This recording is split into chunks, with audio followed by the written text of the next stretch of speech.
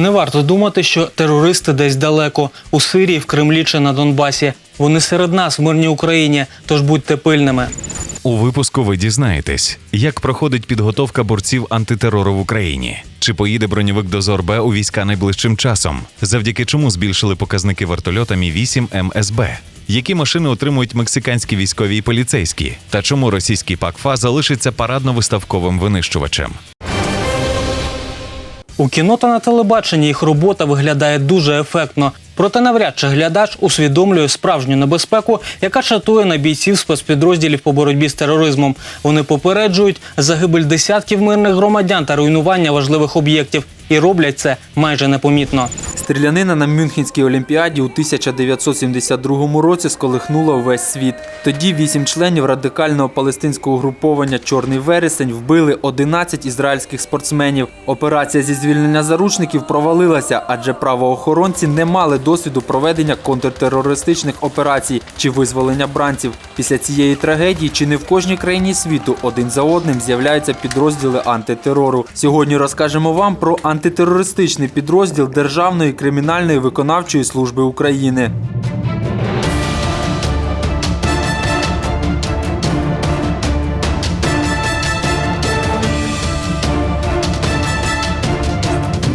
Підрозділ наш «Циклон» називається.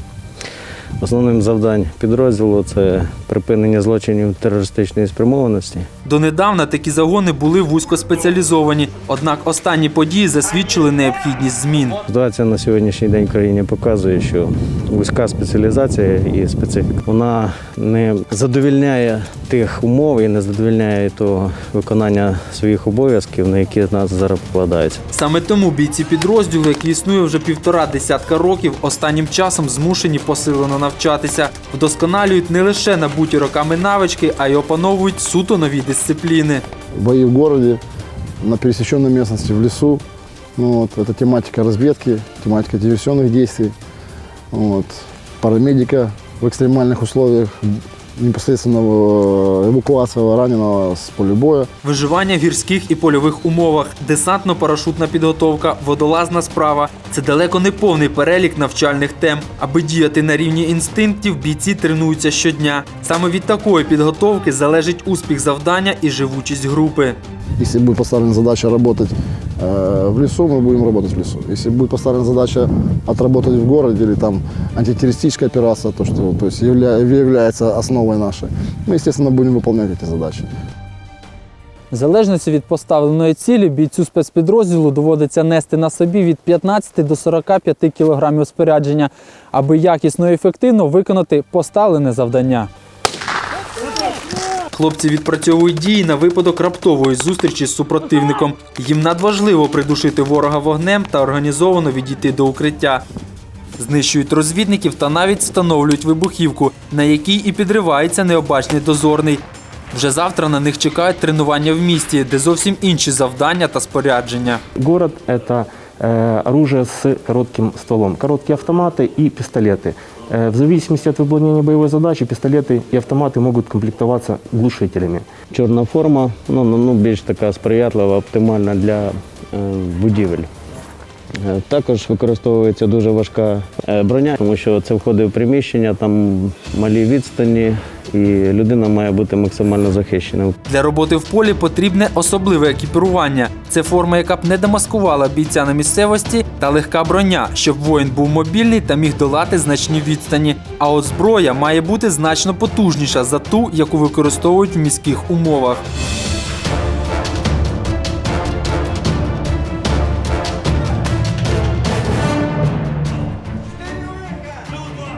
Аби бійцю спецпідрозділа пройти, здавалося б, ці короткі 3 метри і звільнити заручника, який знаходиться за цими дверима, потрібно тренуватися мінімум 5 років. Події останніх 2 років засвідчили, що підрозділи антитерору в Україні справді потрібні. Адже саме від якості та ефективності їхньої роботи залежить наша безпека. За підсумками цього року Міністерство оборони уклало 104 контракти і додаткові угоди з держпідприємствами на загальну суму близько 5 мільярдів гривень. Це дало змогу закупити понад 3,5 тисячі зразків озброєння та військової техніки і 400 тисяч боєприпасів. Що ще нового за цей тиждень, дізнаєтесь саме зараз.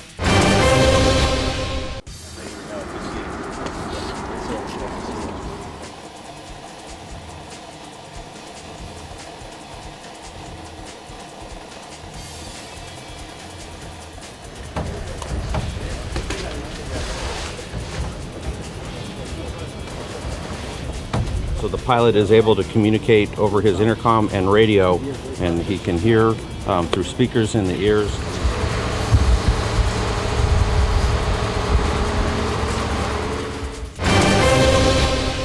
На Одещині військові випробують зенітно-ракетні комплекси С-125 «Печора-2Д», які нещодавно розконсервували та модернізували. В них було замінено всю електрику та встановлено додаткові опції. Цей комплекс, призначений для знищення низьколітаючих та малорозмірних цілей, було прийнято на озброєння радянської армії ще 1961 року. На заводі 410 успішно випробували модернізований вертоліт Мі-8 МСБ. На нього встановили унікальні турбовані двигуни, здатні працювати за різних кліматичних умов. Тепер його максимальна динамічна висота до 7300 метрів, а дальність польоту з одним підвісним паливним баком – до 920 кілометрів. Міністерство оборони України та держконцерн «Укроборонпром» підписали контракт на постачання першої партії бронетранспортерів «Дозор-Б». Машина має дизельний двигун «Дойц» з потужністю 190 кінських сил та автоматичну коробку передач «Алісон». Зразок приймуть на озброєння армії після усунення недоліків, виявлених під час випробувань. 130-мм українська ракета Р-2С отримала сертифікацію за стандартами НАТО. Таким озброєнням оснащують сучасні протитанкові ракетні комплекси «Стугна-П», «Скіф» та «Бар'єр». Українська ракета сумісна з усіма типами легкоброньованих машин Альянсу. Пуск виробу конструкторського бюро «Луч» можна здійснювати з триноги. Українські бійці на сході України отримали вітчизняні боєкомплекти ВОГ, вироблені в лютому 2015 року. До того використовували запаси ще радянського зразка. Пуски 40-мм ВОГів здійснюються із підствольних гранатометів ГП-25. Початкова швидкість гранатометного пострілу – 76 метрів за секунду. Час самоліквідації не менше 14 секунд. Житель США зібрав модель вогнемета з деталей дитячого конструктора Lego. Він схожий на зброю Parifire з гри Call of Duty. Іграшкова зброя не має паливного бака, але в її сопло вмонтований спеціальний пристрій, який підпалює аерозоль та імітує грізний вогневий струмінь. В рамках контракту з американською компанією Oshkosh Corporation 2016 року мексиканська фірма Blinda Apple випустить 100 тактичних машин з колісною формулою 4х4 Sandcat. Їх отримують як військові, так і правоохоронці. Таке авто може вмістити до 9 бійців, а броня витримає влучення куль калібру 12,7 мм. Німецький колісний бронетранспортер «Боксер» став переможцем у тендері у Литві, яка придбає 88 бойових машин піхоти. Міноборони Данії підписало контракт з американською компанією General Dynamic на придбання 309 бронетранспортерів Piranha V. А Народно-визвольна армія Китаю прийняла на озброєння новий тип артилерійської машини БТР ZSL-10. До складу ВМС Китаю введений новий ракетний есмінець «Хефей» класу 052D. Корабель оснащений 130-мм одноствольною артилерійською установкою, зброєю для ближнього бою та крилатими ракетами класу «Поверхня-поверхня». Це вже третій есмінець подібного типу для Піднебесної. Перший назвали «Куньмінь», другий «Чанша».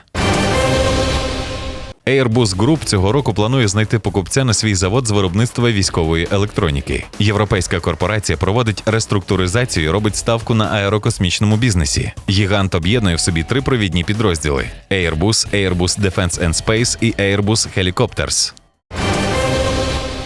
На російський прототип винищувача 5-го покоління Міг-144 МФІ покладали великі надії. Унікальний літак на видимку навіть планували оснастити двигунами з керованими векторами тяги. Але 1999-го, після приходу до влади Путіна, пріоритетною стала розробка конструкторського бюро Сухого. Мова про перспективний авіаційний комплекс фронтової авіації ПАК-ФА або Т-50. З того моменту він не пішов у серію. До 2050 року росіяни обіцяли закупити для своєї армії 1000 таких літаків. Але це було 2010-го, коли винищувач лише здійснив свій перший політ. Далі ПАК-ФА спіткала низка невдач. 21 серпня 2011-го на авіасалоні «Макс» під час зльоту в моторному відсіку прототипу стався спалах. Як літак завмер на злітній смузі, бачили усі глядачі. Ще одна пригода з дослідницьким зразком сталася 10 червня 2014 року на аеродромі у Підмосков'ї. Т-50 самолет выполнял испытательный полет. При заходе на посадку в Жуковском истребитель загорелся. Как сообщается, пилоту удалось капитулироваться. А цей літак ще називали кращим за американські винищувачі F-22 та F-35. Росіяни, звісно. Щодо характеристик, він цілком здатний конкурувати з літаком «Раптор». У плані авіоніки ПАК-ФА ближчий до F-18 Супер Хорнет або F-16 Блок 60, ніж до F-22 чи F-35. Хтось може сказати, що Т-50 є винищувачем 5-го покоління, але за американськими стандартами це літак покоління 4+. Навіть колишній начальник озброєння російської армії, генерал-полковник Анатолій Сітнов, свого часу заявив, що винищувач Т-50 запізнився не 10 років. Старожили конструкторського бюро Сухого кажуть набагато більше. Адже літак із таким компонуванням створили ще далекого 1974-го, коли розробляли винищувач Су-27. Прототип мав назву Т-10. Він досі серед експонатів Центрального музею військово-повітряних сил у Підмосков'ї. Ззовні машина більше схожа на Т-50, ніж на серійну 27-ку. 8 років тому Індія долучилася до розробки російського ПАК-ФА, аби створити власний винищувач 5-го покоління FGF-A. Планувалося побудувати 200 таких літаків і 2021 року прийняти на озброєння. Цей літак стане однією з найбільших програм співпраці двох держав у військовій сфері. Індія спочатку буде брати участь в проєкті переважно фінансово, але літак доведеться адаптувати під потреби індійських ВПС, а пізніше проводити його модернізацію. Це 50% загальної роботи над проєктом, яку виконують інженери Індії. Індійці вклали в проєкт $5 мільярдів, а 2 роки тому заявили, вартість одиниці завищено, двигуни заслабкі, радар неадекватний, а технічною документацією росіяни ділитись не бажають. Останньою краплею стало займання літака 2014 року, коли індійську технічну команду не допустили оглядати рештки. Тоді контракт було зупинено і проєкт відстає вже на 4 роки. Експерти припускають, що у Делі вирішили закупити літаки іншого виробника. До того ж, 2018 року Індія планує завершити розробку власного винищувача AMCA. Саме він заб'є останній цвях у труну російсько-індійського авіапроекту 5-го покоління. Росія продемонструвала літак на авіасалоні «Макс» 2011. Було помітно, що ПАК-ФА сконструйований недбало, з великою кількістю стиків і швів. Тож Індія обирає, який з двох європейських винищувачів «Тайфун» чи «Рафаль» прийняти на озброєння її ВПС в кількості 126 одиниць. Самолет не пустили даже пролететь над Красной площадью, и ни на одном авиашоу его нет. Ну, значит, определенные люди умные в руководстве военно-воздушных сил России, они думают, что, наверное, он небезопасен. Я думаю, что сейчас они пытаются как-то соскочить. ПАК-ФАєр, як називають Т-50 у народі, існує вже у 5 екземплярах. Більшість із них майже нічим не оснащені. І хоч літак на повному фарші може одночасно атакувати 8 цілей, його помилково зробили одномісним, бо із перевантаженням до 10 G пілоту воювати непросто. Клопотів під час маневрів додають широкий фюзеляж та недолугі повітрозбірники. А двигуни від Су-35С, рознесені у різні боки, обмежують швидкість обертань та віражів літака. І хоч для Т-50 до наступного року обіцяють створити власні силові агрегати, експерти кажуть, це станеться десь 2025-го. Росіянам дійсно поспішати нема куди, бо нафта дешевшає і можливості оборонного бюджету тануть. Тож замість 52 одиниць казна Кремля потягне лише 12 нових винищувачів Сухого, хоча і це під питанням. Якщо ми ставимося до танку «Армата», до винищувача 5-го покоління, до нових ракет Російської Федерації, то слід розуміти, що це частина ідеологічної концепції, яка мала під собою певну практичну основу до певного рівня, а зараз всі ці напрацювання наштовхнулися на рифи нестачі фінансових ресурсів. Я насправді прогнозую, що найменше 5-7 років ми не побачимо в російській армії ні винищувача 5-го покоління, ні танку «Армата». 187 американських винищувачів 5-го покоління F-22 вже на озброєнні армії США.